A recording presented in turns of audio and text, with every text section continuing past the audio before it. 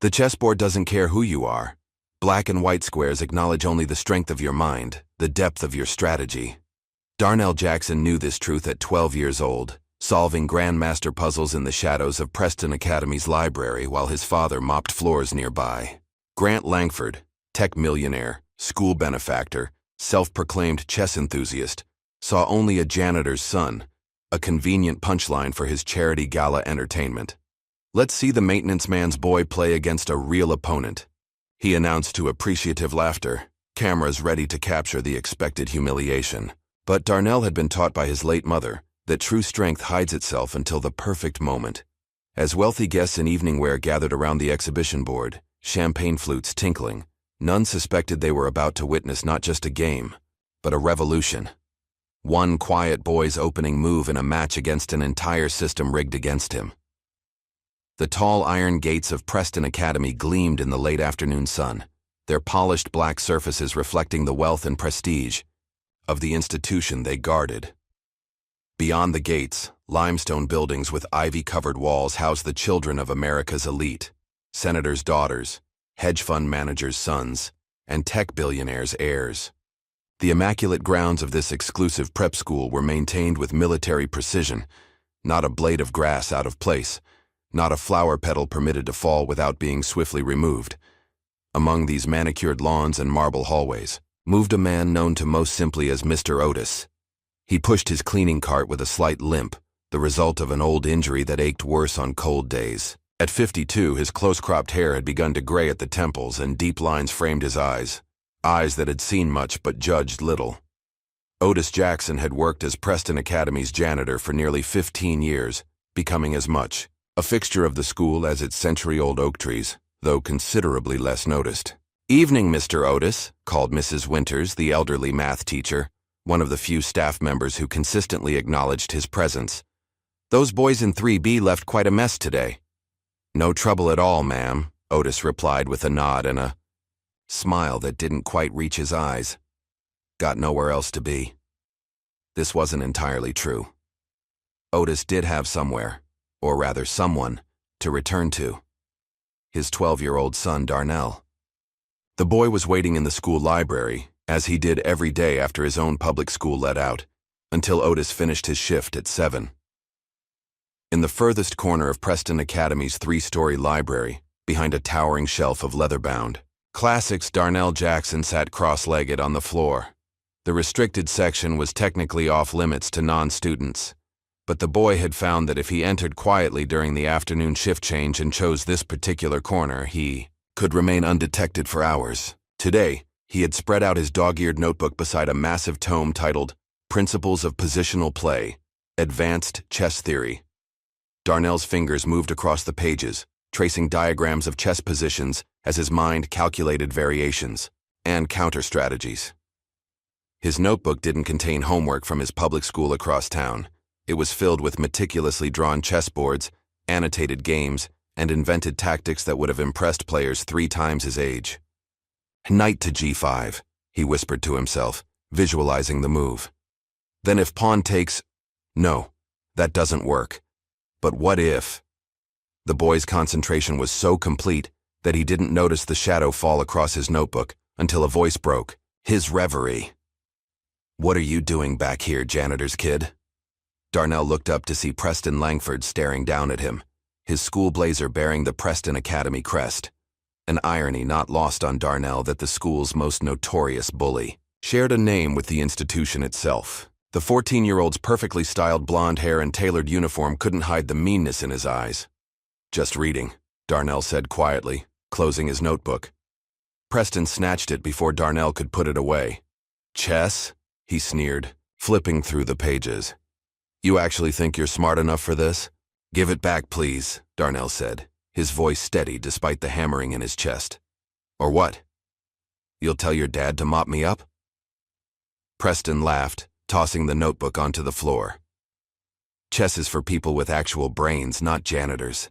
Kids who sneak in where they don't belong." As Preston walked away, laughing with 2 friends who had joined him, Darnell carefully picked up his notebook, smoothing its bent pages. He'd grown accustomed to Preston's taunts over the years. They were as predictable as they were unimaginative. Don't mind him, came a gentle voice from behind the nearest bookshelf. Miss Claire, the young librarian with kind eyes and a perpetual stack of books in her arms, emerged from between the shelves. In her early 30s, with warm brown hair usually kept in a messy bun, Claire Bennett had noticed Darnell's regular visits months ago, but had chosen to keep his secret. "I wasn't hiding very well today, was I?" Darnell asked with a small smile. "Well, enough for most people," Claire replied, sitting down beside him. "But I'm trained to notice who's in my library." She glanced at the chess book. "Heavy reading for someone your age." Darnell shrugged.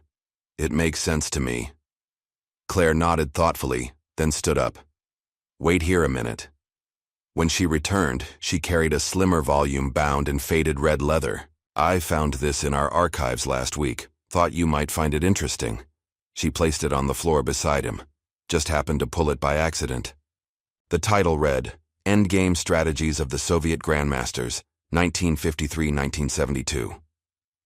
"Thank you, Miss Claire," Darnell whispered, already opening to the first page with reverence. "Just remember to tuck it back in that gap on the bottom shelf before you leave," she said with a wink. "Accidents happen all the time in libraries." As the sun began to set, casting long shadows through the tall library windows, Darnell reluctantly closed his books. He carefully returned the red volume to its hiding place and gathered his things. His father would be finishing his shift soon. He found Otis in the main hallway, emptying trash cans. "Ready to head home, son?" Otis asked, his tired face brightening at the sight of his boy. "Yes, sir," Darnell replied, falling into step beside his father's cleaning cart. Their small apartment was a 20-minute bus ride from Preston Academy. It wasn't much, 2 bedrooms, a tiny kitchen, and a living room barely big enough for their second-hand couch. But Otis had made it a home. Photos of Darnell's mother, Loretta, adorned every wall. Though she had passed away from cancer when Darnell was only 7, her presence remained strong in their lives. After a simple dinner of spaghetti and meatballs, Otis pulled out a worn, cardboard chessboard and set it on their kitchen table. "You up for a game tonight?" he asked, though he already knew the answer. This was their ritual, their time together. "Always," Darnell said, helping to set up the plastic pieces, some chipped, others slightly melted from the time they'd been left too close to the stove. Otis played black, as he always did. His skill was modest. He'd learned the game as a young man in the army, but what he lacked in technique, he made up for in enthusiasm. Darnell, playing white, moved his pieces with careful consideration, occasionally holding back to extend their game. "Check," Otis said proudly after a particularly bold move with his queen. Darnell studied the board, seeing 12 possible continuations, calculating which would be most fun for his father. He chose one that would let the game continue another 10 minutes. "Good move, Dad," he said sincerely, because it had been intuitive and brave, even if ultimately unsound. As they played, Darnell's mind drifted to memories of his mother. Loretta Jackson had been a high school math teacher with a gift for making numbers dance. Before her illness took hold, she'd taught Darnell logic puzzles and pattern recognition games, marveling at how quickly he absorbed complex concepts. "Your mind is special, baby," she'd told him once while they solved a puzzle meant for students twice his age. "Don't you ever let anyone dim your light." "Checkmate," Darnell said gently, bringing his focus back to the present game. Otis studied the board, then laughed. "Walked right into that one, didn't I?" He reached across the table to ruffle his son's short curls. "Your mama would be so proud of that brain of yours." The next day at lunch, Darnell sat alone on a bench outside Preston Academy, waiting for his father's break. He'd brought his chess notebook and was sketching a particularly challenging position when a shadow fell across the page. "Hey, chess, boy," Preston's voice rang out, loud enough to draw attention from nearby students lounging on the academy's grounds. "Still pretending you're a genius?" Darnell closed his notebook, but Preston snatched it away, holding it up for his friends to see. "Look at this, guys. The janitor's kid thinks he's Bobby Fischer." A small crowd gathered, some students laughing, others watching uncomfortably but saying nothing. "He's got little diagrams and everything," Preston continued, flipping through the pages mockingly. "Bet he doesn't even know how the horsey moves." It's called a night, Darnell said quietly, standing up, and I'd like my notebook back, please. Oh, it speaks. Preston feigned surprise. Tell you what, if you can beat me at chess, I'll give it back. Otherwise, maybe it belongs in the trash, like, what seems to be the problem here? A deep voice interrupted. The crowd parted as Grant Langford strode across the lawn. Tall and imposing in his tailored suit, Preston's father carried himself with the absolute confidence of a man worth 9 figures. His technology company, Langford Innovations, had made him one of the richest men in the state, and his sizable donations to Preston Academy ensured his influence permeated every corner of the school. Nothing, Dad, Preston said, quickly lowering the notebook. Just talking to the janitor's kid. Grant Langford's eyes narrowed slightly as he assessed Darnell. You're Otis's boy, aren't you? Darnell nodded. Yes, sir. Darnell Jackson.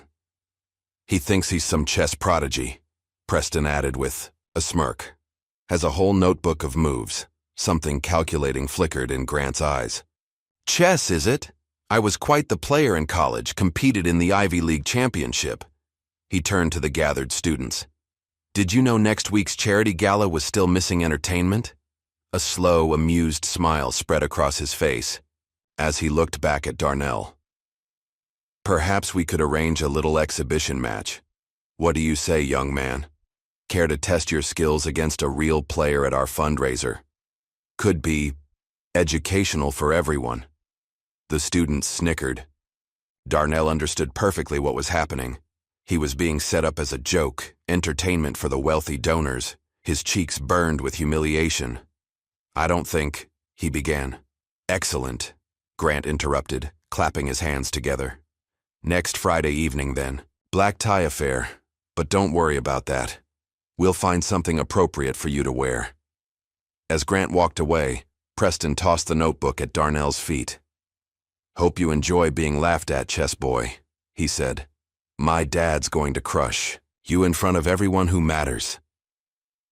Darnell stood frozen, the notebook at his feet, as the bell rang and Preston and his friends returned to their classes. Only when the courtyard had emptied did he bend down to retrieve his precious pages, his hands trembling slightly. How would he tell his father? Absolutely not, Otis said that evening, his voice firm but quiet. They're just setting you up for humiliation, son. I won't allow it. They sat at their kitchen table, the chessboard between them untouched. Darnell had explained the situation as soon as his father had picked him up from the library. I know what they're doing, Dad, Darnell replied, his young face solemn. But I want to play him. Why? So a bunch of rich folks can laugh at you? At us? Otis rarely showed anger, but there was fire in his eyes now. That man thinks we're entertainment, Darnell, like we're some sideshow. Darnell looked down at his hands, then back up at his father with determination. Mom always said never to dim my light. His voice was soft but steady. If I back down now, I'll always wonder. Otis studied his son's face, seeing not just Loretta's eyes looking back at him, but her spirit too, that same quiet, unshakable resolve. He sighed deeply. You're sure about this? Darnell nodded. I'm sure, Dad. Then I'll be right there with you, Otis said, reaching across the table to squeeze his son's shoulder. Every move. By Monday morning, word of the upcoming chess match had spread throughout Preston Academy like wildfire. As Darnell walked through the halls beside his father before school, whispers and stares followed them. That's him, the one who's playing Mr. Langford. 5 minutes tops before he's crying. Can janitors even play chess? In the cafeteria, Preston held court at his usual table, surrounded by admirers. I'll bet my Rolex he loses in under 5 minutes, he announced loudly as Darnell passed by. Any takers? Several students laughed, but no one took the bet. The outcome seemed too certain to even make gambling interesting. After school, Darnell retreated to his corner in the library. Pulling out the red endgame book Miss Claire had shown him, he was so absorbed in a particularly complex position that he didn't notice her approach until she placed another book beside him. Thought you might like this one too, she said, sitting down across from him. The book was titled The Prodigy's Path, the biography of Samuel Matthews. Who's Samuel Matthews? Darnell asked, examining the cover. Only one of the most innovative American grandmasters of the 1980s, Claire replied. He revolutionized the Sicilian defense before disappearing from the competitive scene. She hesitated, then added more quietly, I dated his second cousin in graduate school. He told me some fascinating stories. Darnell's eyes widened. You know about chess? Claire smiled. Enough to recognize real talent when I see it. Her expression grew more serious. I heard about the challenge with Mr. Langford. The whole staff is talking about it. Do they think it's funny too? Darnell asked, his voice smaller than he intended. Some do, Claire admitted. Others. She glanced around to make sure they were alone. Others are rooting for you. More than you might think. That night, and every night that week, Darnell stayed up late studying. He pushed his bed against the wall and used chalk to draw a giant chessboard on his bedroom floor. Hour after hour, he replayed famous games in his head, moving imaginary pieces across the chalked squares, analyzing positions, and memorizing patterns. Sometimes he'd close his eyes and play entire games against himself, holding complex positions in his mind without ever touching a piece. In these mental battles, he imagined facing Grant Langford, visualizing his likely strategies based on what he'd learned about the man's personality and playing style.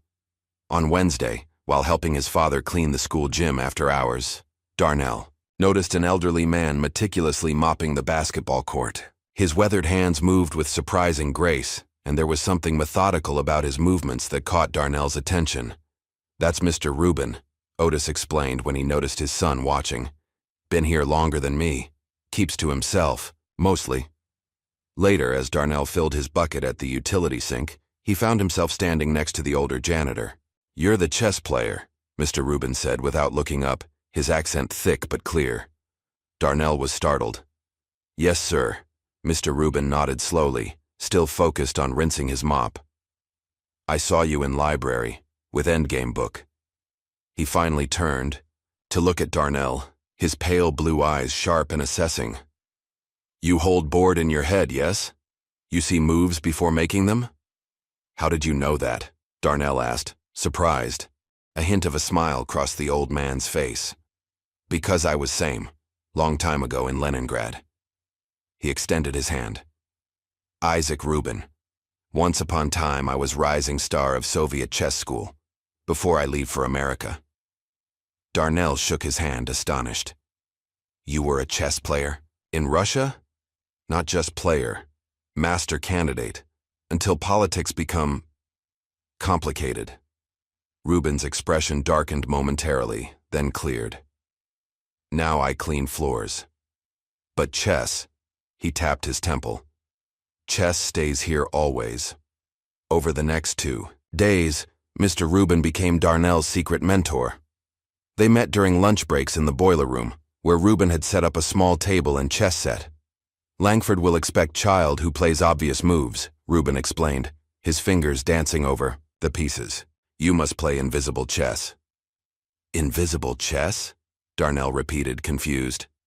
Chess that hides your strength until too late, Rubin said with a sly smile, like tiger in tall grass. Enemy thinks you are mouse until you pounce. He rearranged the pieces. First 10 moves you play solid but unremarkable, make him think you are ordinary. Then, he suddenly sacrificed his bishop, leading to a stunning combination. You show true self. Meanwhile, across town in his penthouse office, Grant Langford was taking the upcoming match more seriously than he'd initially let on. Though, he still viewed it as entertainment for his guests. His competitive nature wouldn't allow him to risk even the slightest chance of embarrassment. I've arranged for Dmitri to come by tomorrow, he told his son over dinner at an exclusive restaurant. Just to brush up on my openings. Dmitri? Preston asked, barely looking up from his phone. Dmitri Petrov, international master. Gives lessons at the downtown chess club. Grant straightened his tie, a nervous habit he'd never fully shaken. Not that I need much preparation for a child, but appearances matter. Why bother? Preston snorted. The janitor's kid probably learned chess from a cereal box. Grant's eyes narrowed slightly. Never underestimate an opponent, Preston. That's the first rule of business. And chess. He sipped his water. Besides, the donors are expecting a show. If I checkmate him too quickly, it hardly justifies the open bar. Back at Preston Academy, Darnell was learning rapidly under Mr. Rubin's tutelage. The old Russian had shown him techniques and ideas that weren't in any of the books he'd studied. Subtleties of position and psychology that could only be passed from master to student. Your strength is calculation, Rubin told him. But Langford will not expect imagination. This will be your weapon. On Thursday afternoon, as Darnell practiced endgames with Rubin in their hidden corner of the maintenance area, they were interrupted by the sound of someone entering the room. Rubin quickly moved to block the chessboard from view, but it was too late. Preston Langford stood in the doorway, his phone in hand. "Well, well," Preston said with a smirk. "Secret lessons from the Russian janitor? That's pathetic." Before Darnell could respond, Preston darted forward and grabbed Rubin's notebook of chess positions and analysis which lay open on a nearby shelf. "Give that back," Darnell said, standing up. "It doesn't belong to you." "Just like you don't belong at my father's." "Gala," Preston retorted, backing toward the door. "But that's not stopping you, is it?" As Preston turned to leave with the stolen notes, he collided with Mr. Rubin, who had moved with surprising speed for his age. The old man's hand clamped firmly around Preston's wrist. "In my country," Rubin said, his voice quiet but steel-edged. "Taking what is not yours had serious consequences." He slowly removed the notebook from Preston's grasp. "Here, perhaps only damaged reputation when others learn son of wealthy man steals from school janitors." Preston's face flushed. "Nobody would believe you, perhaps, perhaps not." Rubin's smile didn't reach his eyes. "But your father, man who built empire on reputation, might wonder why son must cheat to help him beat 12-year-old boy." Preston wrenched his arm free and stormed out without another word. "He will tell his father about me now," Rubin sighed, returning to the chessboard. "But no matter. You have learned enough." That evening, Grant Langford appeared on a local business podcast, discussing the upcoming charity gala. When the host mentioned the chess exhibition, Grant laughed. "It'll be a quick match, I expect," he said confidently. "I mean, I respect anyone who plays the game, but this is a child with no formal training. Unless he can levitate pawns or read my mind, I think the outcome is pretty clear." The podcast clip circulated online, eventually reaching Darnell through a link Miss Claire sent to Otis's email. Father and son watched it together on their small kitchen table. "He thinks you're just a novelty act," Otis said, his jaw tight with suppressed anger. Darnell stared at the frozen image of Grant Langford's smiling face on the screen. "Good," he said simply. That night, Darnell lay in bed staring at his ceiling, unable to sleep. In his mind, chess pieces moved across invisible boards, not one game, but 6 simultaneous matches, each exploring different openings and strategies he might face tomorrow. As the clock passed midnight, a small smile formed on his lips. Let Grant Langford bring his arrogance and his expensive suits. Let Preston bring his mockery and his friends. Let the wealthy donors bring their expectations of entertainment. Darnell would bring something they couldn't see coming. He closed his eyes, knight capturing rook, bishop sliding diagonally across his mental board, and finally drifted to sleep, with a quiet certainty tomorrow would change everything.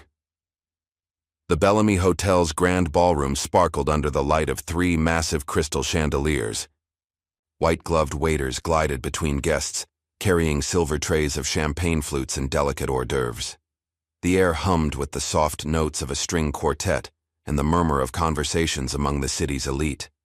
Bank executives, in tailored tuxedos, politicians' wives dripping with diamonds, and tech entrepreneurs whose casual attire somehow still screamed money.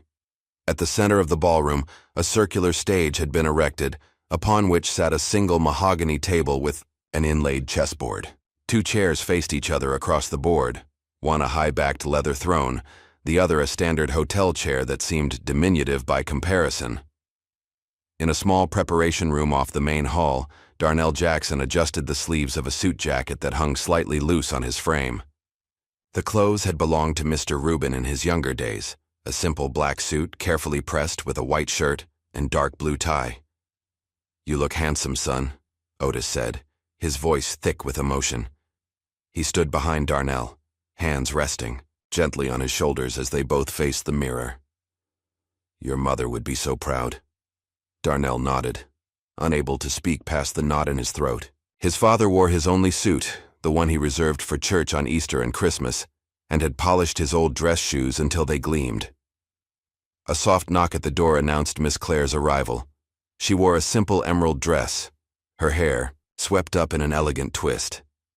"They're ready for you," she said, her eyes meeting Darnell's in the mirror. "Remember what we talked about. No matter what happens out there, you belong at that board." Darnell took a deep breath, straightened his tie one last time, and turned to face his small circle of supporters. "Let's go." As Darnell emerged into the ballroom with his father and Miss Claire, a hush fell over the crowd. From across the room, Grant Langford, resplendent in a custom tuxedo with satin lapels, raised his champagne glass in mock salute. Beside him, Preston smirked, his phone already out to record what he assumed would be Darnell's humiliation. The master of ceremonies tapped a microphone at the edge of the stage. "Ladies and gentlemen, we now present the special entertainment for this evening's fundraiser, a unique chess exhibition between our very own tech pioneer and generous donor, Mr. Grant Langford, and a local young enthusiast." Polite applause rippled through the audience as Grant strode confidently to the stage, buttoning his jacket with practiced ease. He took the microphone with the casual authority of a man accustomed to commanding attention. "Thank you all for coming tonight," he began, flashing his camera-ready smile. "As you know, education has always been my passion, which is why I'm thrilled to host this little demonstration." He gestured toward Darnell, who stood quietly at the edge of the stage. "Tonight, we crown the king of the Janitorial Chess League." Laughter bubbled through the crowd. A few people glanced uncomfortably at each other, but most seemed perfectly at ease with the thinly veiled mockery. Preston, positioned near the front with a group of classmates, snickered loudly. Darnell's face remained impassive as he climbed the steps to the stage. He could feel every eye in the room on him, hear the whispers and chuckles. His hands trembled slightly, but he remembered Mr. Rubin's words. Control center first, board center, and mind center. He took his seat in the smaller chair facing Grant across the polished chessboard. "White or black, young man?" Grant asked, his voice carrying to the audience. "Though as the challenged party, I suppose I should offer you white." "Black is fine, sir," Darnell replied quietly. Grant raised an eyebrow, amused. "Brave choice. Very well." The hotel's events manager, serving as referee, started the clock. Grant immediately pushed his king's pawn forward 2 squares, the most standard of openings.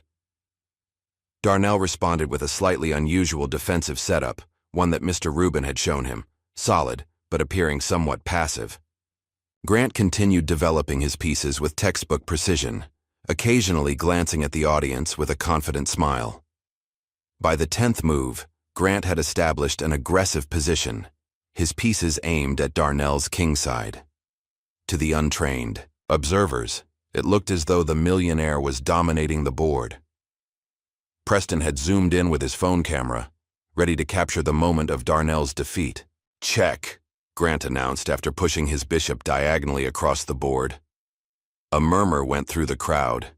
Several people nodded knowingly to each other, as if the expected outcome was now merely minutes away.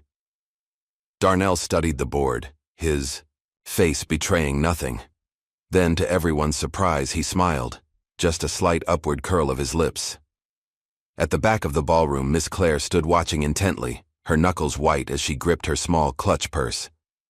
Beside her, Mr. Rubin had slipped in unnoticed, his aged eyes fixed on the board with laser focus. "He waits," Rubin whispered. "Tiger in grass." Darnell moved his king to safety, then launched a counterattack so subtle that even Grant didn't immediately recognize the danger. 3 moves later, Darnell sacrificed his queen, an audacious move that drew gasps from the few knowledgeable chess players in the audience. Grant's eyes widened as he took the offered queen. He leaned forward, studying the board more carefully. Now, the showman's smile fading from his face. "What is happening?" Preston hissed to a classmate. "My dad just took his queen."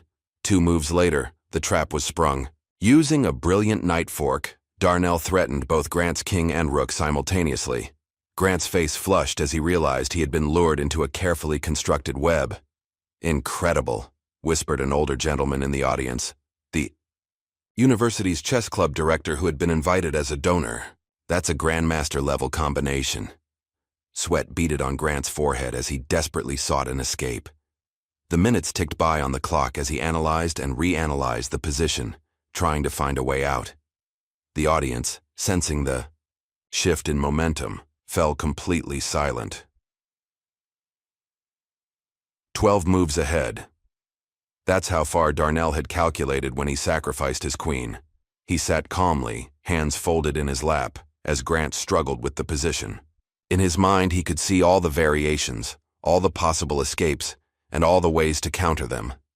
Finally, Grant made his move, the only one that postponed the inevitable. Darnell responded instantly, as if he'd been waiting for precisely that choice.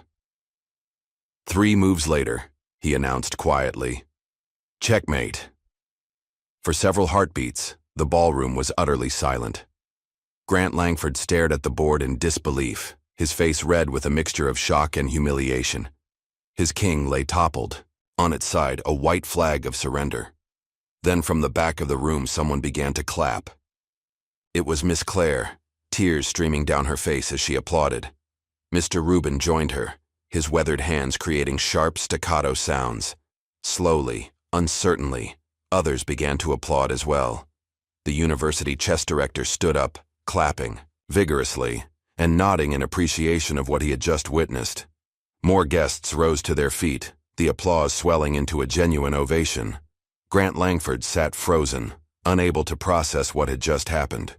His eyes darted from the board to Darnell's calm face, searching for some explanation, some trick that would make sense of his defeat.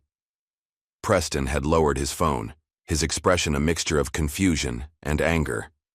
The video he'd planned to share, of Darnell's humiliation, would never be posted. Otis made his way through the crowd to the stage, climbing the steps with tears in his eyes. As Darnell stood up, his father embraced him tightly. "That's my boy," he whispered, his voice breaking with pride. "That's my boy." From the edge of the stage, Grant Langford finally recovered enough composure to approach the microphone again. His typical smooth confidence had vanished, replaced by a brittle smile that didn't reach his eyes. "Well," he said, forcing a chuckle, "it seems we've discovered quite a talent here tonight. Congratulations, young man. A most surprising outcome." With that, he quickly exited the stage, ignoring the reporters who had begun to gather near the front, sensing an unexpected story developing before their eyes. As Darnell descended the steps with his father, Miss Claire hurried to meet them, Mr. Rubin following behind at his slower pace. "That was magnificent," Claire said, squeezing Darnell's hand. "Absolutely magnificent." Mr. Rubin simply nodded, a rare smile creasing his weathered face. "Invisible chess," he said softly. "Perfect execution." Before they could make their way to the exit, they found themselves surrounded by guests.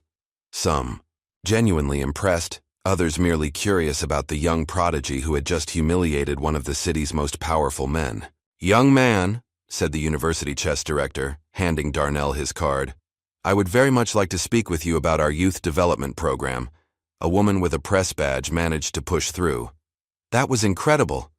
Would you mind answering a few questions for our viewers?" As cameras flashed and questions flew, Darnell looked up at his father, overwhelmed by the sudden attention. Otis put a protective arm around his son's shoulders. "Just a few questions," he said firmly. "It's been a long night for both of us." No one noticed Grant Langford watching from across the room, his eyes cold with calculation as he whispered into his phone. "Find out everything about the boy and his father. Everything." The video of Darnell's checkmate, captured from multiple angles by attendees at the gala, exploded online overnight. By morning, clips of the 12-year-old janitor's son defeating the tech millionaire had been viewed over 10 million times. Child prodigy humiliates tech titan in chess upset, read the headline on the city's news website. Social media buzzed with the story, each share adding to the growing legend of Darnell Jackson, the chess genius from the wrong side of the tracks. "Did you see this?" Otis asked, holding up his old phone to show Darnell the view counter still climbing on the main video. They sat at their kitchen table, both still processing the events of the previous night. Darnell nodded, looking slightly uncomfortable with the attention. "Mr. Rubin says fame is double-edged sword. People build you up just to enjoy watching you fall." Otis studied his son with concern. At 12, Darnell still had the gangly limbs and round face of a child, but his eyes held a wisdom beyond his years, a wisdom that sometimes worried Otis. "We've got 3 interview requests already," Otis said, scrolling through his emails. "Morning shows want you on Monday." "What do you think I should do?" Darnell asked. Otis set down his phone with a sigh. "That's up to you, son. This is your gift, your moment. I'm just here to make sure nobody takes advantage of you." Before Darnell could respond, Otis's phone rang, an unknown number. "Mr. Jackson?" came a woman's voice when Otis answered. "This is Dr. Eleanor Winters from Westridge Academy.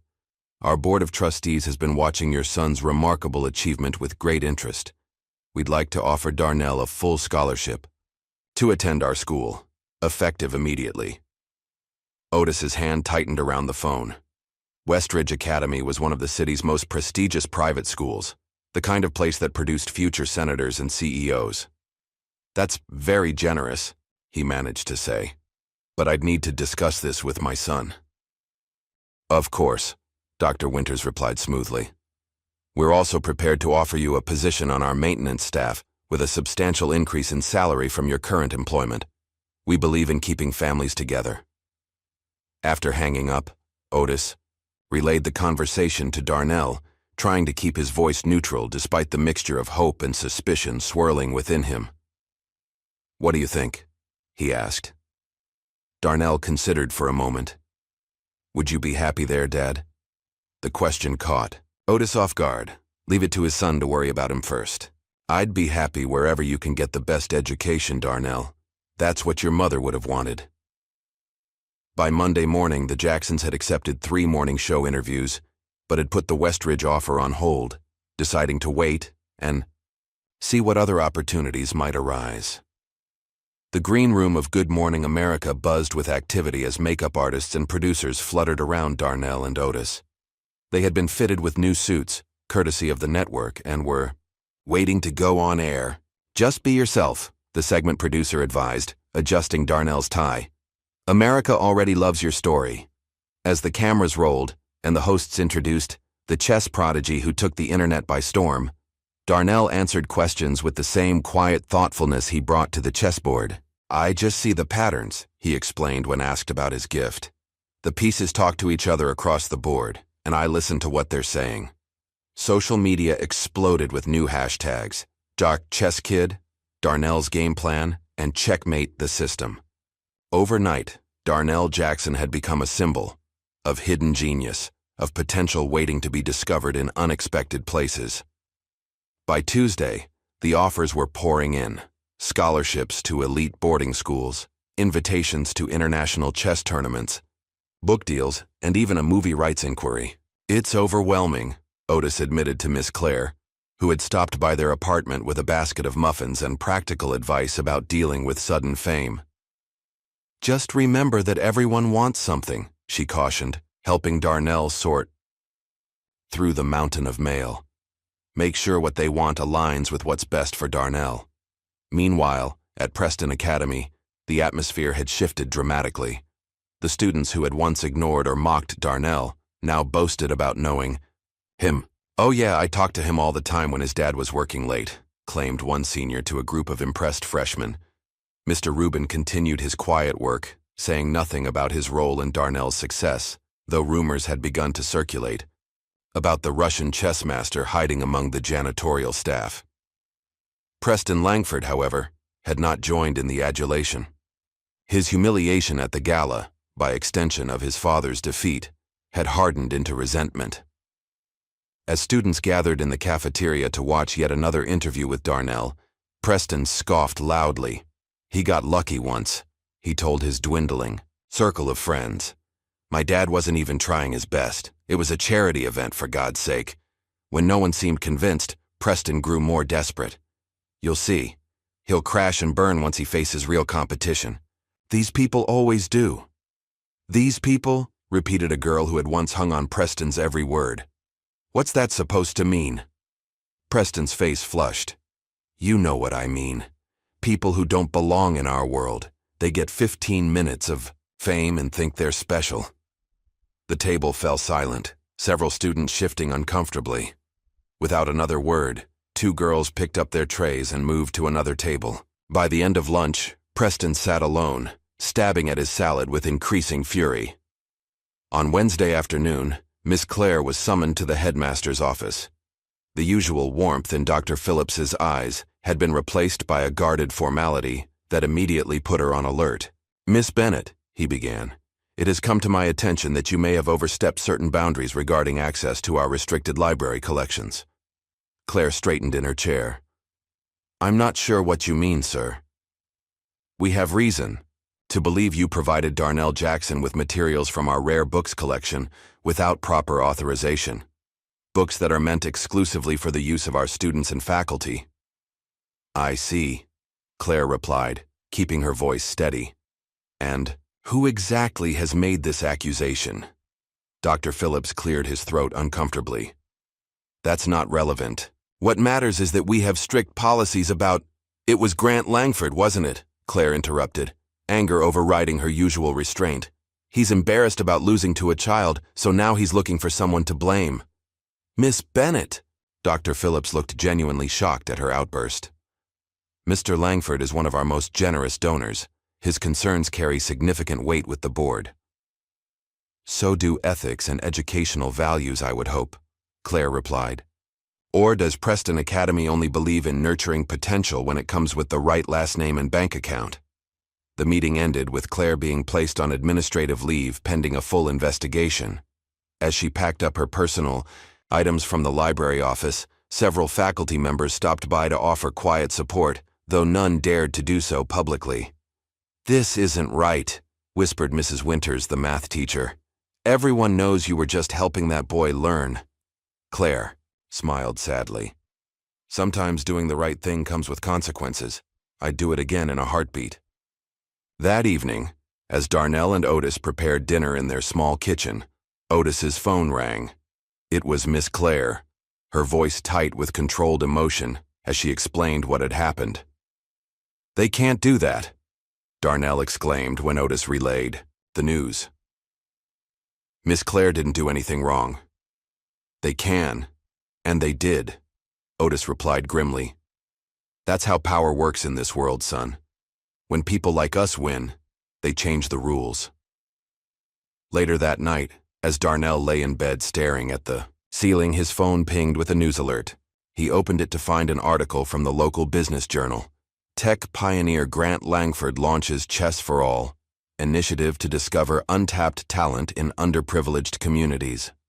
The article included quotes from Langford about how his match with Darnell had opened his eyes to the potential hiding in plain sight, and how he was honored to have played a small role in bringing this young man's abilities to light. Darnell read the article twice, a bitter taste filling his mouth. Langford was trying to rewrite history, to position himself as the benevolent discoverer rather than the humiliated opponent. The next morning brought even more troubling news. Mr. Rubin hadn't shown up for work, and when Otis called his apartment, there was no answer. It's probably nothing, Otis assured Darnell as they ate breakfast. Maybe he's just taking a day off to avoid all the reporters hanging around the school. But by lunchtime, word had spread that two men in dark suits had been asking questions about Rubin at Preston Academy, specifically about his immigration status and background. While cleaning the hallway outside the headmaster's office that afternoon, Otis overheard a heated phone conversation through the partially open door. "I understand your concerns, Mr. Langford," Dr. Phillips was saying, "but I'm not sure the board has grounds to investigate Mr. Jackson's employment status. His work record is exemplary." A pause as the person on the other end spoke. "Yes, of course. The school's reputation is paramount, but..." Another pause. "I see. If you feel that strongly, I'll bring it up at the next meeting. Though I must express my personal reservations about..." The headmaster's voice dropped too low for Otis to hear the rest, but he had heard enough. He quietly moved his cart down the hallway, his heart pounding. That evening, while sorting through the day's mail, now mostly fan letters for Darnell, Otis found an official-looking envelope addressed to him. Inside was a notice of an academic integrity audit being launched to investigate allegations that Darnell had received improper assistance in preparing for the chess match, potentially violating the spirit of fair competition. "This is ridiculous," Otis muttered, crumpling the letter in his fist. "They're actually trying to discredit a 12-year-old boy." Darnell took the crumpled paper and smoothed it out, reading it carefully. "They're scared, Dad," he said with wisdom beyond his years. "They thought they knew what I was capable of and they were wrong. Now they're afraid of what else they might be wrong about." On Friday morning, Miss Claire arrived at the Jacksons' apartment, her eyes red-rimmed but her spine straight. "I've been officially terminated," she announced without preamble. "Apparently I've violated the trust placed in me as guardian of the Academy's resources." "Claire, I'm so sorry," Otis began, but she waved away his sympathy. "Don't be. I knew the risks." She turned to Darnell, who stood frozen in the doorway. "I brought you something." From her bag, she produced a small wooden chess set, the pieces worn smooth from years of use. "It was my grandfather's. He taught me to play when I was about your age." Her voice caught. "I want you to have it." Darnell accepted the gift with trembling hands. "I never meant for any of this to happen," he whispered. Claire knelt down to meet his eyes. "Listen to me, Darnell. None of this is your fault. You did nothing wrong. You showed your light to the world just like your mother wanted. Some people will try to dim it because it makes them uncomfortable. Don't let them." As Claire hugged Darnell goodbye, none of them noticed the black SUV parked across the street, or the two men in suits watching their building with expressionless faces. By late afternoon, the news broke on local stations. Homeland Security agents had arrested Isaac Rubin on charges related to immigration fraud dating back to his arrival from the Soviet Union decades earlier. "This can't be a coincidence," Otis said, pacing their small living room as the report played on their TV. "First Claire, now Rubin. Langford is systematically removing everyone who helped you." Darnell sat at the kitchen table, Claire's chess set open before him, moving pieces in a distracted pattern. "What happens now, Dad?" Otis stopped pacing and looked at his son, still so young, yet carrying burdens no child should have to bear. "Now we decide what's worth fighting for," he said, sitting down across from Darnell. "The U.S. junior chess team called again today. They want you to represent the country at the international tournament in Berlin next month." "Berlin?" Darnell's eyes widened. "But how? We can't afford..." "That's just it," Otis interrupted, his expression grim. "They said Langford Innovations has offered to sponsor you as part of their new initiative. Full expenses paid, media coverage, the works. But there are conditions." "What kind of conditions?" "You'd need to sign an agreement. No discussing the gala match. A statement praising Langford's mentorship. Basically rewriting history to make him look good." Darnell was quiet for a long moment, his fingers tracing the edge of the chess king. "What do you think I should do?" Otis reached across the table and took his son's hands. "I think your mother would say that some opportunities cost too much. I'd rather see you miss Berlin than kneel for it." Darnell nodded slowly, then more firmly. "Then that's what we'll do. We'll find another way." As father and son sat together at their kitchen table, a new resolve forming between them, neither could have imagined the forces already being set in motion, or that their greatest challenges still lay ahead. The morning after refusing Langford's sponsorship offer, Darnell sat at the kitchen table, methodically solving chess problems from an old book Mr. Rubin had given him. Though his expression remained calm, his mind raced with worries about his former mentor's fate. The sharp knock at the door startled both Jacksons. Otis peered through the peephole, then opened the door to reveal a tall woman in a crisp navy suit. "Mr. Jackson? I'm Amanda Fletcher, Executive Director of the U.S. Chess Federation." She extended a business card. "May I come in? I'd like to speak with Darnell." Once seated in their modest living room, Fletcher got straight to the point. "Darnell, your performance against Grant Langford was exceptional. The selection committee has unanimously voted to offer you a position on the U.S. junior chess team for the Berlin International Youth Championship next month." Darnell exchanged a quick glance with his father. "That's very kind, but I understand Langford Industries offered sponsorship," Fletcher interrupted, her expression hardening slightly. "And I've heard you declined their terms." "Yes, ma'am," Otis confirmed. "The conditions were problematic." Fletcher nodded. "I thought as much. That's partly why I'm here. The Federation wants Darnell on that team, with or without corporate sponsorship." She leaned forward. "But I won't sugarcoat this. We need private funding to make it happen. The Federation's budget is stretched thin this year. So we're back where we started," Otis sighed. "Not quite." Fletcher opened her briefcase and removed a folder. "There are other potential sponsors. However, the selection board, which unfortunately includes Grant Langford, must approve any official sponsorship." Darnell's brow furrowed. "Mr. Langford is on the chess selection board?" "His company became a major donor last year," Fletcher explained. "It gives him considerable influence, though not absolute control." As they discussed options, Otis's phone rang. The school superintendent's name flashed on the screen. "Mr. Jackson," came the strained voice when Otis answered. "I'm calling about an irregularity that's been brought to my attention. The board has authorized an academic integrity audit concerning your son's chess activities." Otis's grip tightened on the phone. "What kind of irregularity?" "There have been concerns raised about whether Darnell received inappropriate coaching from Preston Academy staff. The board feels this may constitute an unfair advantage." After ending the call, Otis relayed the conversation to Fletcher, whose professional demeanor cracked slightly. "This is absurd," she muttered. "They're investigating a child for being too good at chess?" "It's not about chess," Darnell said quietly. "It's about showing people their place." The next day, Miss Clare received a formal request to testify about her interactions with Darnell. The letter, printed on Preston Academy letterhead, carefully avoided direct accusations while implying that she had provided extraordinary assistance beyond ethical boundaries. "They want me to say I coached you," Claire told Darnell when she visited that evening.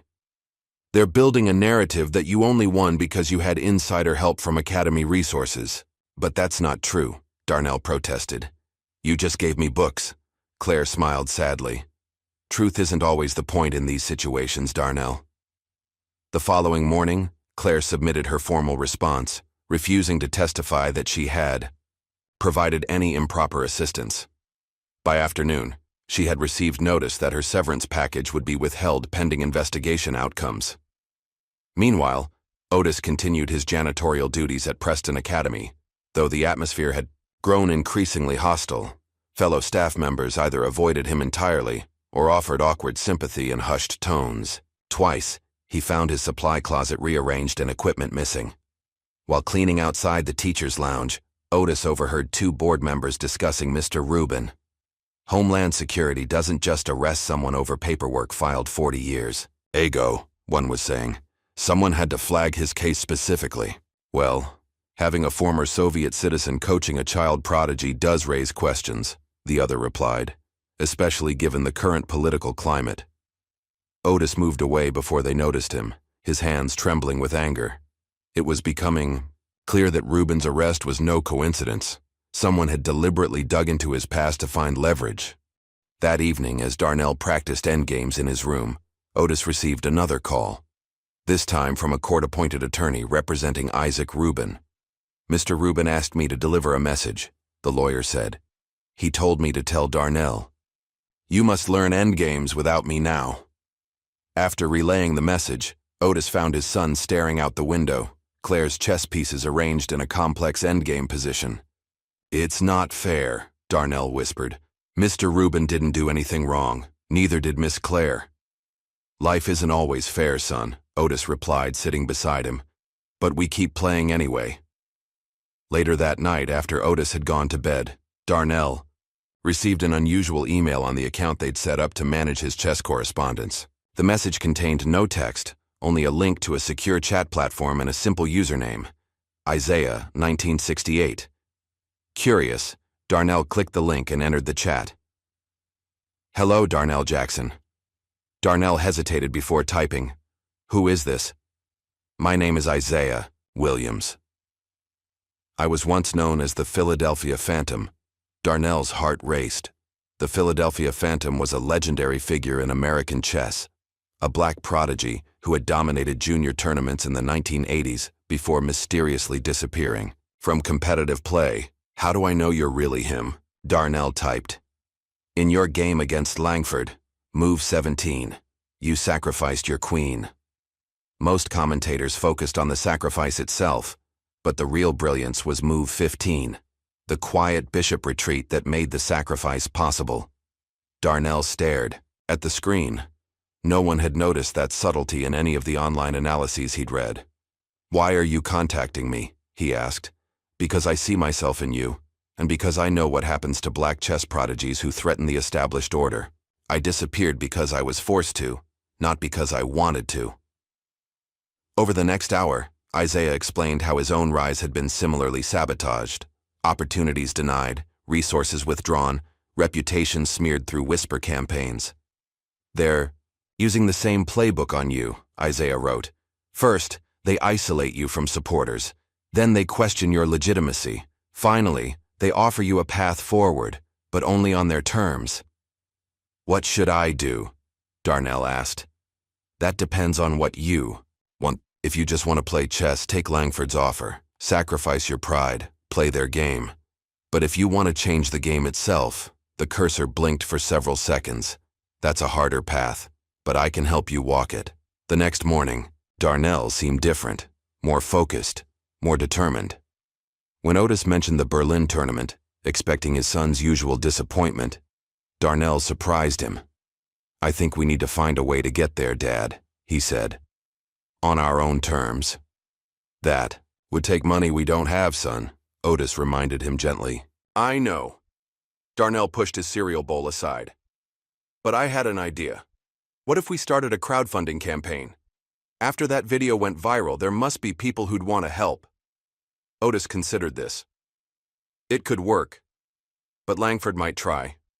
To block it somehow. Let him try, Darnell replied with unusual fire. I'm not giving up. With Miss Claire's help, they launched a campaign titled, Send Darnell to Berlin, Chess Without Strings. The description carefully avoided naming Langford, while explaining that corporate sponsorship had been offered with unacceptable conditions that would compromise integrity. The response was immediate and overwhelming. Chess clubs from across the country donated. Former champions shared the link. By evening, they had raised nearly half the required amount. The next day, however, a different kind of response arrived. A cease and desist letter from Langford Industries' legal department, claiming the campaign made defamatory insinuations about Grant Langford's intentions. They're trying to shut us down, Otis said, showing the letter to Miss Claire and Darnell. Claire examined it carefully. They're bluffing. There's nothing defamatory here. You never even mentioned him by name. Maybe not, Otis conceded, but fighting this would take lawyers we can't afford. Actually, Claire said thoughtfully, I might know someone who can help. The following afternoon, they met with Thomas Walsh, a former corporate attorney who now ran a community legal aid clinic. This is textbook intimidation, Walsh declared after reviewing the letter. They're hoping you'll back down to avoid a legal battle.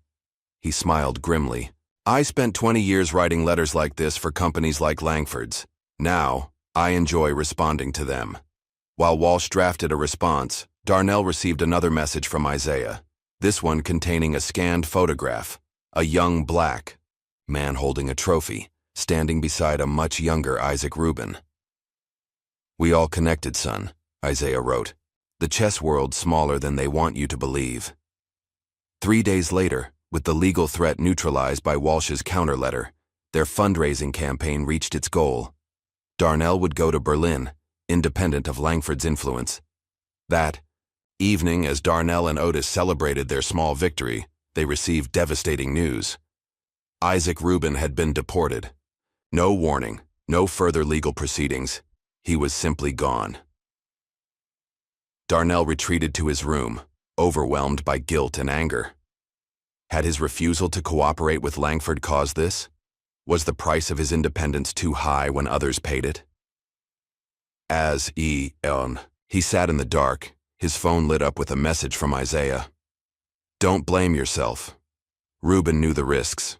He chose his path, just as you must choose yours. Remember what he taught you. The game continues even when pieces are sacrificed." The next morning, Darnell made his decision. He called Amanda Fletcher at the Chess Federation.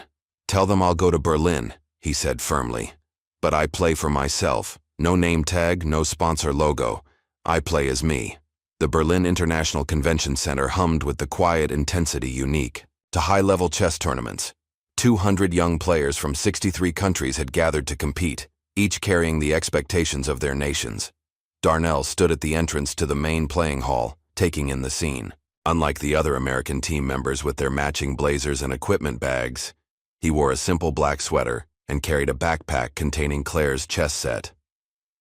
"Jackson, over here," called Coach Peterson, a Federation-appointed instructor, who had been assigned to the U.S. team.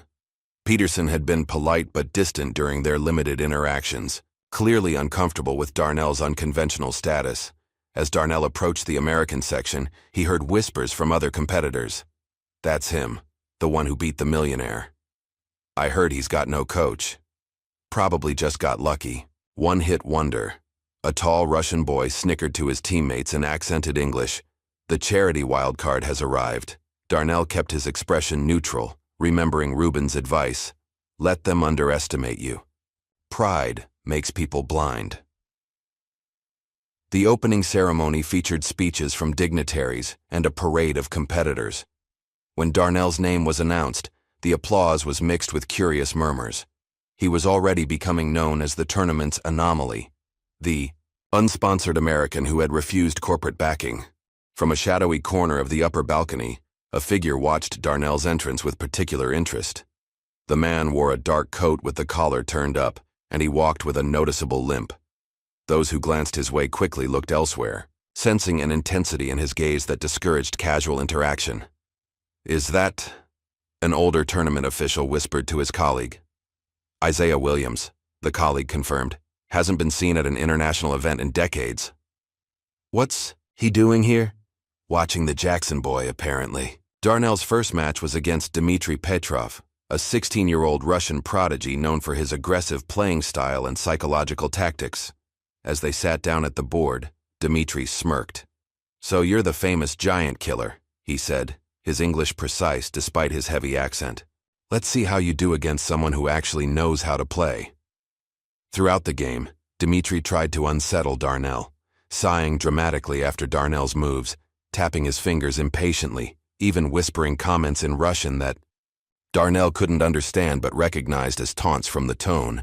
Darnell remained focused, remembering Mr. Rubin's teachings about invisible chess. He played solidly, neither too cautious nor too aggressive, letting Dmitry believe he was controlling the game. In the middle game, Dmitry launched a calculated attack, sacrificing a knight for what appeared to be a winning position. The spectators leaned forward, many expecting Darnell to crumble under the pressure. Instead, Darnell revealed the trap he'd been laying for the past 12 moves, a subtle defensive structure that not only neutralized Dmitry's attack, but left the Russian's king dangerously exposed. 4 moves later, Dmitry stared at the board in disbelief, before tipping over his king in resignation. The audience burst into applause as Darnell offered his hand to his stunned opponent. News of Darnell's victory spread quickly through the tournament. By evening, chess commentators on the official live stream were analyzing his game, praising his remarkable composure and tactical foresight unusual in a player so young. Back at the hotel, Darnell called his father to share the good news. "I'm so proud of you, son," Otis said, his voice crackling over the international connection. "How are you holding up?" "I'm okay," Darnell replied. "Just miss having you here." "I know. I wish I could be there too. But Miss Claire is watching the live stream with me. She says your opening was perfect." After hanging up, Darnell went to the hotel restaurant for dinner, where he found himself sitting alone. The other American team members clustered together, at a distant table, occasionally glancing his way but never inviting him to join them. "They are afraid of associating with the outsider," came a voice with a French accent. A girl about Darnell's age stood beside his table, tray in hand. "Mind if I join you?" "Please," Darnell gestured to the empty chair. "I'm Zoe," she introduced herself. "France, Board 3. Darnell. United States, Board." He paused. "Actually, I'm not sure what board I am." Zoe laughed. "You are the board they did not expect." She glanced at the American team table. "They look so serious. Do they not know? Chess is also supposed to be fun." Darnell found himself smiling for the first time since arriving in Berlin. "I think they're worried about their ranking points." "Pfft," Zoe dismissed this with a wave. "Rankings come and go. Good games are forever." She leaned closer, lowering her voice conspiratorially. "Want to know a secret?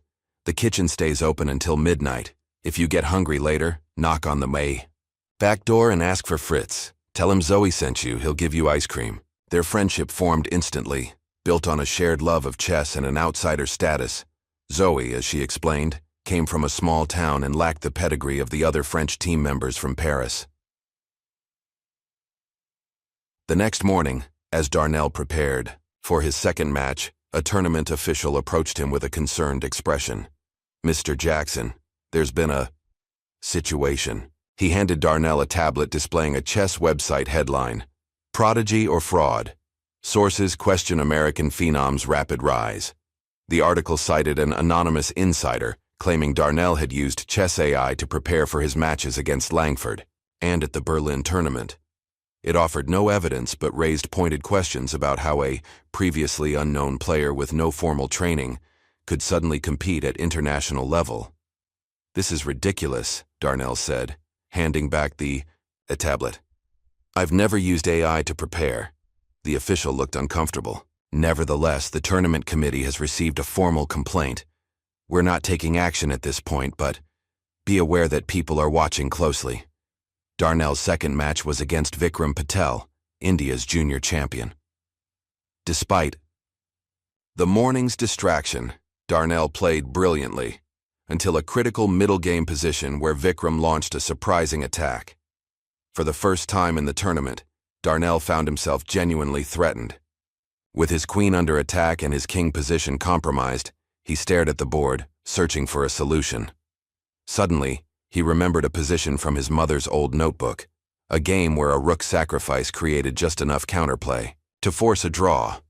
It wasn't a win, but it would save the match. Darnell made the sacrifice, and after 20 tense moves, the game ended in a draw that felt like victory, given how precarious his position had been. As he left the playing hall, Darnell noticed a commotion near the tournament director's office. To his shock, he saw Grant Langford engaged in animated conversation with officials. "What's he doing here?" Darnell whispered to himself. "Trying to bury you," came a voice from behind. Darnell turned to find Isaiah Williams standing there, older and more weathered than in the photos he'd seen, but unmistakable with his intense gaze and dignified bearing. "You're really here," Darnell breathed, unable to hide his awe. "Told you I would be." Isaiah nodded toward Langford. "He's claiming to be here as a sponsor of American chess, but he's actually trying to get you disqualified for missing a team code of conduct meeting that was never properly announced to you." "Can he do that?" "He can try," Isaiah replied grimly. "Come with me. We need to talk strategy both for the board and for what's happening off it." As they walked away, Langford spotted them. His expression darkened as he recognized Isaiah. a flash of genuine alarm crossing his features before he composed himself and turned back to the officials. Later that evening, in a small cafe, several blocks from the tournament venue, Isaiah explained the situation. Langford's trying every angle to discredit you. The AI accusation, the code of conduct violation. He's throwing everything at the wall to see what sticks. Why does he care so much? Darnell asked. It was just one game. Isaiah's laugh held no humor. For men like Langford, losing control of the narrative is worse than losing a game. You were supposed to be a punchline, not a prodigy. By refusing to play your assigned role, you became dangerous. He leaned forward, eyes intense. Listen carefully, Darnell. Tomorrow you'll face Hans Weber, the clockmaker. He's Switzerland's champion, 17 years old, and he plays like a computer. Precise, emotionless, perfect. He's never lost a tournament game in the last 2 years. How do I beat someone like that? Not with calculation. That's his strength. You beat him with creativity, with moves that a computer would never consider. Isaiah pulled out a small notebook. For the next 3 hours, we're going to prepare a surprise for the clockmaker. They worked late into the night in Isaiah's hotel room, analyzing Weber's previous games and developing unorthodox strategies designed to push the Swiss player out of his comfort zone. Chess is a conversation, Isaiah explained. Weber expects a certain kind of dialogue, logical, analytical. We're going to speak a different language altogether. As Darnell finally returned to his own room past midnight, he found Zoe waiting in the hallway with 2 ice cream cones. I thought you might need this, she said, handing him one. I saw Langford earlier. Such an unpleasant man. Thanks. Darnell accepted the ice cream gratefully. How did your match go today? I won, she said with a casual shrug that didn't quite hide her pride. If we both keep winning, we might face each other in the semifinals. I'd like that, Darnell replied with a genuine smile. The next morning, tournament officials announced that Darnell had been cleared of all code of conduct violations, much to Langford's visible frustration. As Darnell prepared for his quarterfinal match against Weber, he noticed Isaiah watching from the upper level, nodding encouragingly. The chess world was about to witness a match no one would soon forget. The Berlin Philharmonic's string quartet played softly as spectators filed into the tournament hall for the semifinal rounds. What had begun as a standard youth chess championship had transformed into an international sensation, largely due to the unexpected rise of Darnell Jackson. News crews from sports networks and chess websites positioned their cameras around the playing area, while a large digital screen displayed the tournament bracket to the packed audience. Tournament officials had moved the semifinal and final matches to the main concert hall to accommodate the growing crowd. The stage, usually home to one of the world's greatest orchestras, now featured a single table with a chess set, dramatically lit by overhead spotlights. Backstage, competitors prepared in separate rooms. Darnell sat alone, Claire's wooden chess, pieces arranged before him in the starting position. His hands moved methodically, adjusting each piece to sit perfectly centered in its square, a calming ritual he'd developed during the tournament.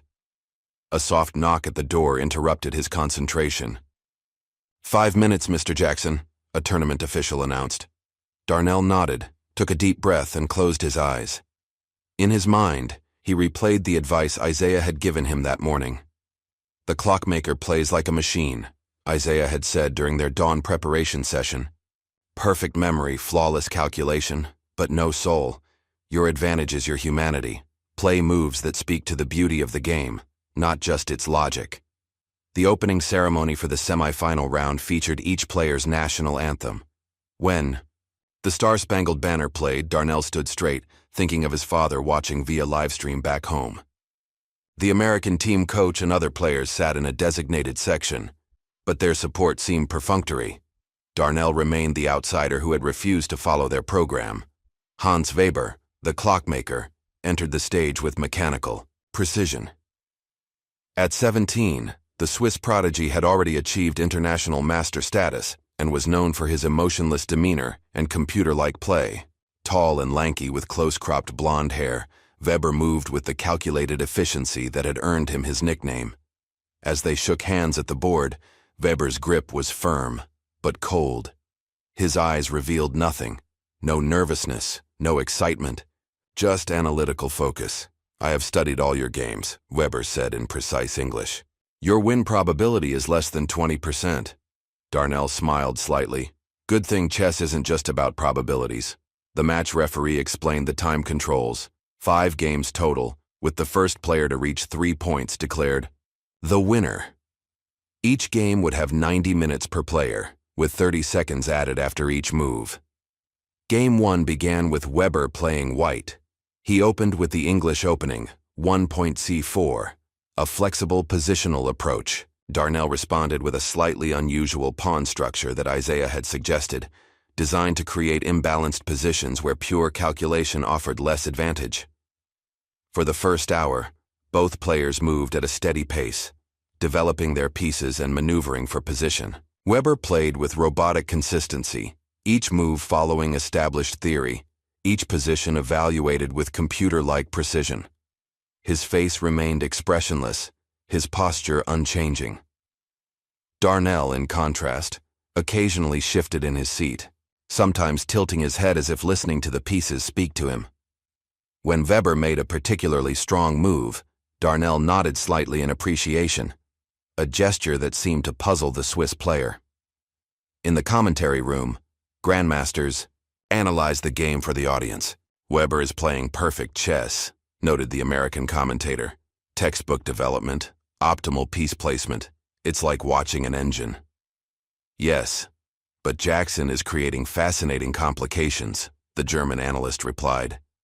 "Look at that. Pawn structure. It's unorthodox but remarkably resilient. He's inviting Weber into a type of position that can't be solved by calculation alone." By move 30, the position had grown tremendously complex. Weber, facing unfamiliar territory, began to consume more time, his brow furrowing slightly, the first crack in his emotionless facade. On move 37, Darnell sacrificed a knight for 2 pawns and an exposed position for Weber's king. The audience gasped. By traditional evaluation, the sacrifice seemed unsound, but Darnell played it without hesitation. Weber spent 15 minutes analyzing the sacrifice before accepting it. 3 moves later, he realized the trap. Darnell's remaining pieces coordinated in a beautiful attack that left Weber's king desperately seeking shelter. On move 43, Weber tipped over his king, conceding defeat. The audience erupted in applause as Darnell offered his hand across the board. Weber shook it limply, confusion evident in his eyes. "Game 1 to Jackson," the referee announced. 15-minute break before Game 2. Backstage, Darnell found Isaiah waiting. "Beautiful sacrifice," the older master said quietly. "Exactly the kind of move he doesn't understand." "He'll adapt," Darnell warned. "He's already calculating variations for the next game." Isaiah nodded. "Which is why you'll change approaches completely. The second game isn't about winning. It's about making him doubt his methods." Game 2 proved Isaiah right. Weber, now playing black, abandoned his usual approach for a hyper-aggressive gambit, sacrificing a pawn for rapid development. The message was clear: he would not be out-calculated again. Darnell responded with calm, precise defense, giving nothing away. The game evolved into a tense struggle where Weber pressed for an advantage that never quite materialized. After 62 moves of grueling play, they reached an endgame that couldn't be won by either side. "Draw by agreement," the referee announced. The score stood at 1.5 to 0.5 in Darnell's favor. Game 3 began after a longer break for dinner. Weber, playing white again, returned to his methodical style but with subtle adjustments to counter Darnell's creative approach. The game developed into a closed position with complex pawn structures and limited piece mobility, a strategic puzzle that favored Weber's calculating style. For the first time in the match, Darnell found himself genuinely pressured. Weber gradually improved his position, inch by inch, squeezing Darnell's pieces into increasingly passive positions. After 49 moves of precise maneuvering, Weber converted his advantage into a winning endgame. "Checkmate in 7, Darnell said, extending his hand in resignation before Weber could execute the final sequence. Weber's face showed the faintest hint of satisfaction as they reached the midway point with the score tied at 1.5 each. In the corridor outside the playing hall, Darnell encountered Zoe, who had lost her semifinal match against the Chinese champion, Liu Wei. "You're making him work harder than anyone has before," she told Darnell, giving him a quick hug. "His left eye twitches when he's uncertain. Did you notice? It's happened 3 times today." Darnell smiled gratefully. "I didn't catch that." "Thanks for the tip." "What will you do in Game 4? She asked. "Something unexpected," he replied. Before Game 4, Darnell sat in the preparation room with Isaiah, discussing strategy in hushed tones. "He's found his rhythm again," Isaiah warned. "You need to break it once more." "I've been thinking about Mr. Rubin's endgame lessons," Darnell said. "The ones about creating imbalances even in simplified positions." Isaiah's eyes lit up. "The Russian school. Yes, that might work." Game 4 began with Darnell playing white. Instead of opening with E4 or D4 as expected, he played NF3, the Réti opening, signaling a flexible, hypermodern approach. Weber responded cautiously, clearly unprepared for this stylistic shift. What followed was a masterclass in strategic complexity. Darnell sacrificed a pawn early, then another, creating dynamic imbalances across the board. Each time Weber calculated and captured material, Darnell's remaining pieces gained activity and dangerous attacking lanes. After 3 hours of intense play, they reached an endgame where Darnell had a rook against Weber's bishop and 2 pawns, a theoretically drawn position in most cases. But Darnell played with remarkable precision, setting subtle traps that required perfect defense. Weber, exhausted from the constant vigilance required, eventually misplaced his bishop. Darnell immediately capitalized, creating a passed pawn that could only be stopped at the cost of Weber's remaining material. "I resign," Weber said, his voice showing emotion for the first time, frustration mixed with grudging respect. The score now stood at 2.5 to 1.5 in Darnell's favor. One more win or 2 draws would send him to the final. The 5th and potentially final game would be decided in blitz format, 5 minutes on each player's clock, with a 3-second increment after each move. No time for deep calculation. No room for second guessing. Pure chess instinct would determine the outcome. As they sat down for the decisive game, the audience fell completely silent. Weber's left eye twitched noticeably as he set up his pieces. Darnell, playing black, appeared calm, but inside his heart raced. "This is where your gift truly shines," Isaiah had told him. "In blitz, the music of the pieces speaks louder than any calculation."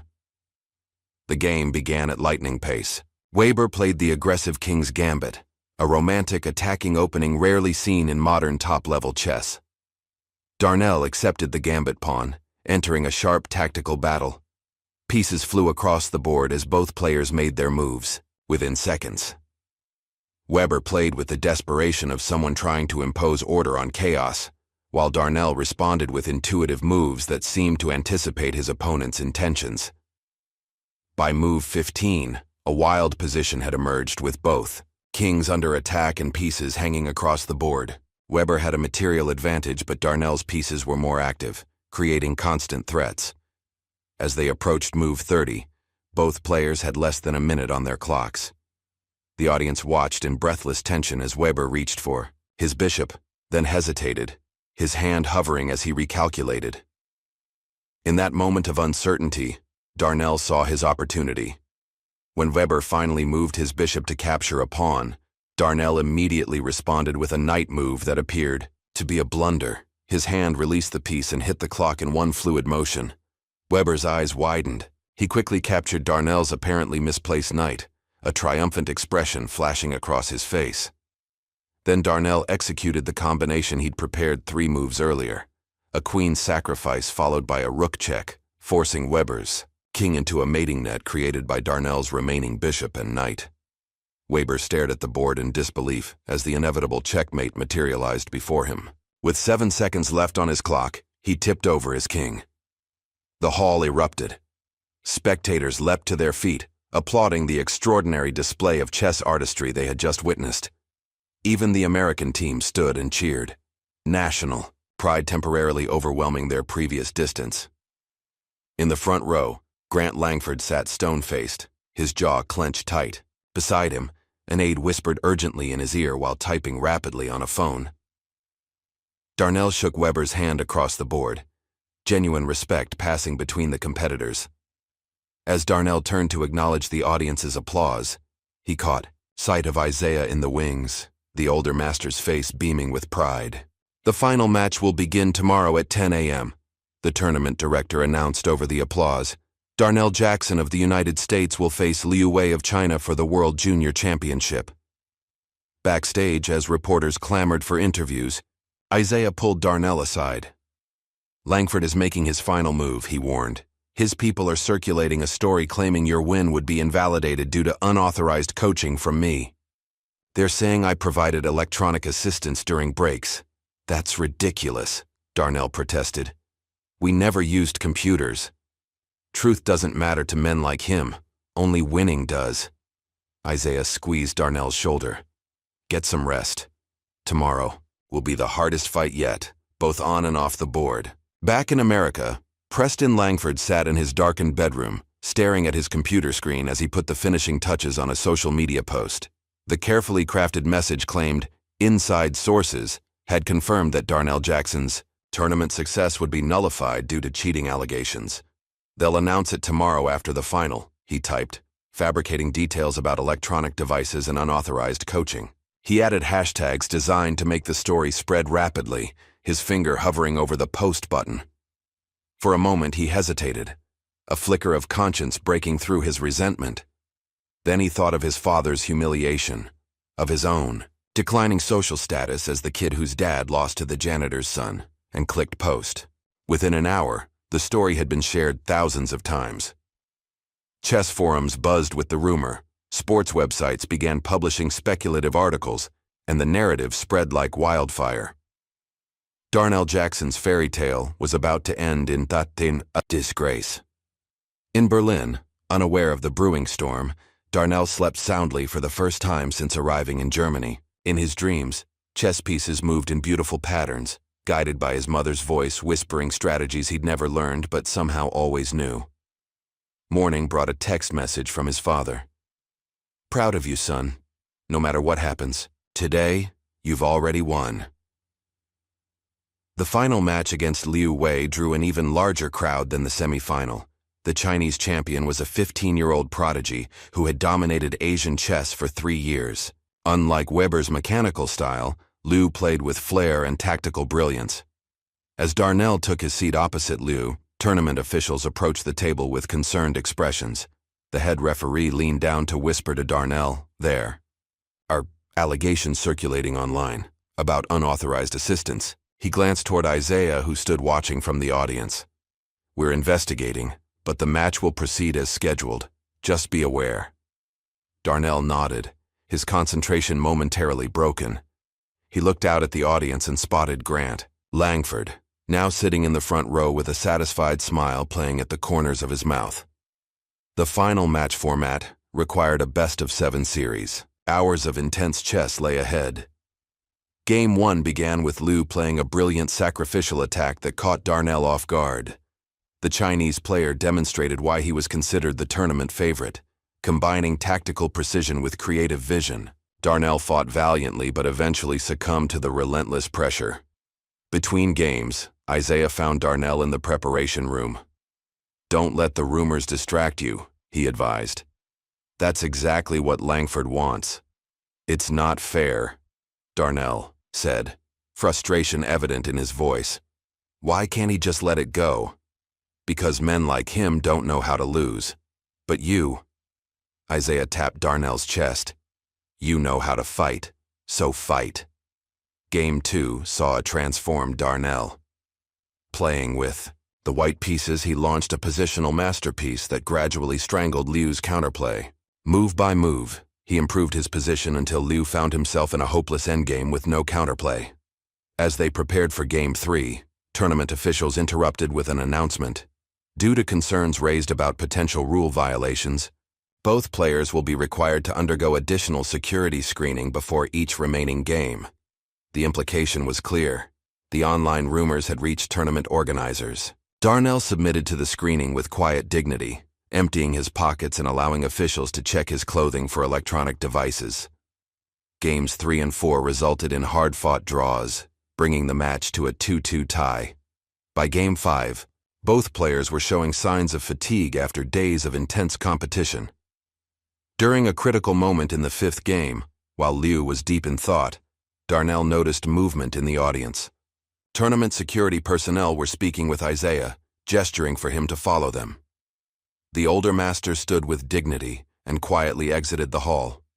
Darnell's concentration wavered, his mind racing with concerns about what was happening. In that moment of distraction, he missed a subtle defensive resource in the position. Liu pounced on the opportunity, launching a decisive attack that Darnell couldn't repel. Down 3-2 in the match, with Isaiah mysteriously removed from the audience, Darnell faced the most challenging moment of his young chess career. Game 6 would either end his run or force a decisive seventh game. In the preparation room, alone. For the first time in days, Darnell closed his eyes and thought of everyone who had supported his journey.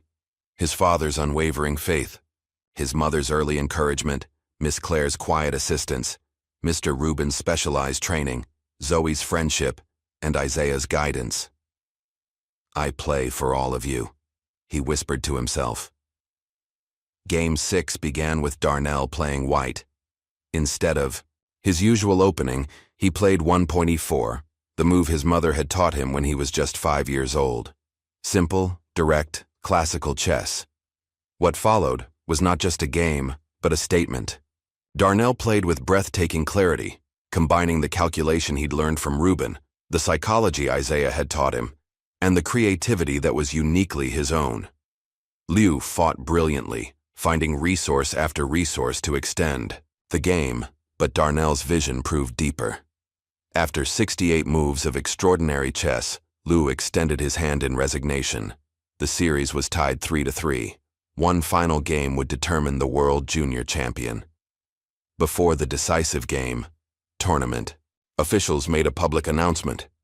After thorough investigation, no evidence of rule violations has been found. All previous results stand, and the final game will proceed as scheduled. Isaiah reappeared in the audience, giving Darnell a subtle nod. Nearby, Langford's face darkened with frustration. The final game began with Liu playing white. Both competitors, exhausted from the grueling tournament, summoned their remaining energy for one last battle. The game developed into a complex middle game with chances for both sides. Liu played aggressively, seeking a knockout blow, while Darnell defended with precision, waiting for counterattacking opportunities. On move 32, Liu launched what appeared to be a winning combination, sacrificing a rook for a devastating attack on Darnell's king. The audience gasped as the Chinese player's pieces swarmed toward the American's monarch. For nearly 5 minutes, Darnell sat motionless, calculating variations, seeing lines that extended 15 moves deep. Then, just as commentators began suggesting resignation was his only option, a small smile appeared on his face. He made a move that no one, not the audience, not the commentators, not even Isaiah, had anticipated. A quiet queen retreat that appeared to be a blunder, opening lines toward his own king. Liu hesitated, sensing a trap but unable to see it. After careful thought, he captured a seemingly free pawn, committing to his attack. What followed was chess artistry at its finest. Darnell's pieces suddenly coordinated in ways that hadn't seemed possible a few moves earlier. His apparently retreating queen re-emerged on the queenside, creating threats that Liu couldn't address while maintaining his kingside attack. 3 moves later, Liu found himself in an impossible position. His king under attack, his queen about to be captured, and no way to address both threats simultaneously. The Chinese champion stared at the board for a full minute, before extending his hand in resignation. "Checkmate in 5, Liu acknowledged with a respectful nod. "Beautiful play." The audience erupted in a standing ovation that lasted nearly 5 minutes. Darnell Jackson, the janitor's son who had begun his journey on a cardboard chessboard, was now the world junior chess champion. In the aftermath of his victory, chaos and celebration swirled around Darnell. Reporters shouted questions, photographers jostled for position, and chess officials prepared for the closing ceremony. Through the crowd, Darnell spotted Grant Langford making a hasty exit, his plans to discredit the young champion thoroughly defeated. The tournament director presented Darnell with the championship trophy, a crystal king piece mounted on a marble base. As cameras flashed, Darnell spoke into the microphone. "Chess taught me that every piece has value," he said, his voice steady despite his exhaustion. "Even a pawn can change the game if it moves forward with purpose. I want to thank everyone who believed in me, especially my father, who taught me dignity, my mother, who taught me to dream, and my mentors, who taught me to see beyond the visible board." 3 weeks later, Darnell's return to his hometown resembled a hero's welcome. The mayor declared Darnell Jackson Day, and Preston Academy, the school that had tried to discredit him, organized a parade in his honor. Otis watched from the sidelines, declining to participate. "Let the boy have his day," he said when asked why he wasn't marching alongside his son. "I'm proud just watching." In the days that followed, the fallout from Berlin continued to reshape lives. Investigative journalists published emails between Grant Langford and Preston Academy board members, revealing a coordinated campaign to undermine Darnell and anyone who supported him. The scandal forced the resignation of several board members and damaged Langford's reputation in business circles. Preston. Langford faced consequences of his own. His fabricated social media post was traced back to him, resulting in his expulsion from Preston Academy for ethics violations. His final appearance at school was a quiet exit from the headmaster's office, eyes downcast as former friends pretended not to notice him. "Why did they love him?" Preston asked during his first therapy session the following week, tears streaming down his face. "He was nothing. He came from nothing." "Perhaps," his therapist replied gently. "That's precisely why." Meanwhile, Miss Clare was not only reinstated as librarian, but promoted to academic dean with a mandate to develop programs for gifted students from underrepresented backgrounds. Her first official act was to establish the Loretta Jackson Scholarship for excellence in mathematics and logic. Most surprising was the news about Mr. Rubin.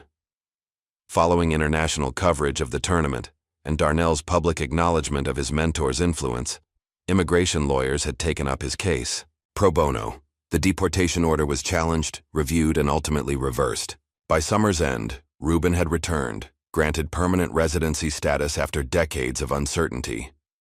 When he visited Darnell for the first time since his return, the old Russian's eyes glistened with unshed tears. "We have only played the opening," he said, embracing his young student. "The middle game now begins."